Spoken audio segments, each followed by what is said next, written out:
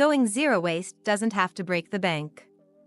In fact, by making a few simple swaps and focusing on reusables, you can significantly reduce waste in your home while saving money.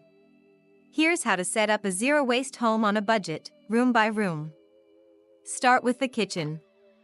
Instead of using plastic bags or cling film, invest in reusable beeswax wraps or DIY fabric pouches. Swap out paper towels for washable cloth towels, and consider composting food scraps instead of throwing them away. For cleaning, make your own all-purpose cleaner using ingredients like vinegar and baking soda, which are affordable and eco-friendly. In the bathroom, replace disposable razors with a reusable safety razor and use bar soap instead of bottled shower gel. You can also make your own toothpaste and face scrubs using simple ingredients like coconut oil and baking soda.